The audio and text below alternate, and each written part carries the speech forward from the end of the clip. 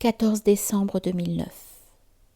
Car c'est ainsi, 8e partie. Croire en Dieu? Croire en Dieu? Cette voix, tout à coup, qui traverse la nuit et matin au cœur, mon plus que Père, car c'est lui, à n'en pas douter, que je viens d'entendre. Cela vient de loin, de très loin.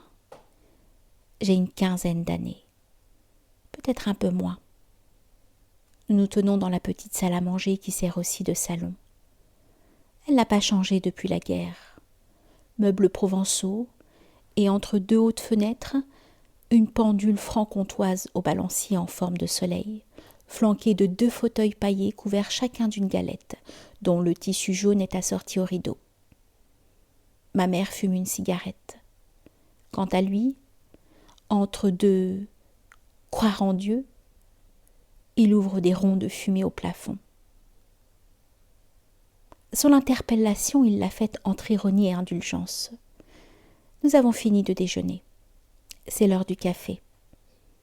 Il a conservé sa blouse blanche de pharmacien, signe qu'il est de garde. Ce doit être dimanche. J'ai dû aller à la messe à contre-cœur.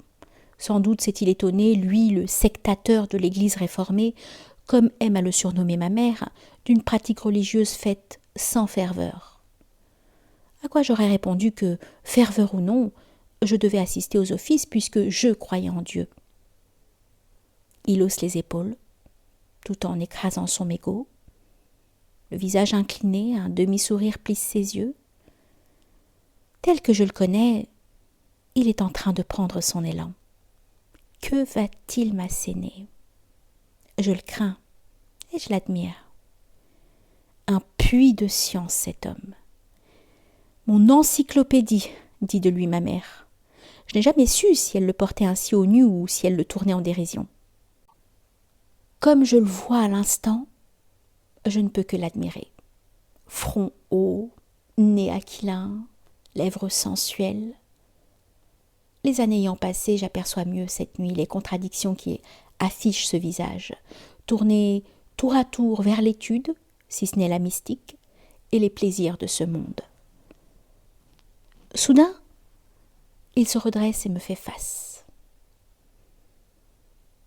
« Puisque tu affirmes croire en Dieu, dit-il d'une voix très douce, où il n'entre plus d'ironie. Souviens-toi qu'Osée le prophète s'est écrié « C'est la fidélité que je veux, et non le sacrifice. » Entends-tu cela? Il est vrai que vous, les catholiques... Ah non, tu ne vas pas recommencer. Ma mère a cessé de balancer sa jambe qu'elle avait croisée. Elle déteste que son mari s'en prenne à sa propre religion, même si, tout comme lui, elle ne comprend pas que la lecture de l'Ancien Testament soit interdite aux catholiques. Bon, fait-il en écartant ses mains dans un geste court, je voulais simplement ajouter à l'usage de ton fils ce passage des psaumes. Qu'as-tu à réciter mes décrets? À n'avoir que mon alliance à la bouche? Toi qui détestes la discipline et jettes mes paroles derrière toi. Ce passage, combien de fois ne me l'a-t-il pas répété? La preuve, je le connais par cœur. Et Dieu sait si je suis réfractaire au texte sacré. Mais voilà, cette nuit plénière, je viens de prendre conscience de ce que contenaient ces mots, ces simples mots. Ils auront cheminé en moi durant 6 années, jusqu'à surgir, ruisselant de vérité et de lumière. J'aurais été mieux inspirée de m'en souvenir lors de cet entretien. Il m'eût évité de mentir.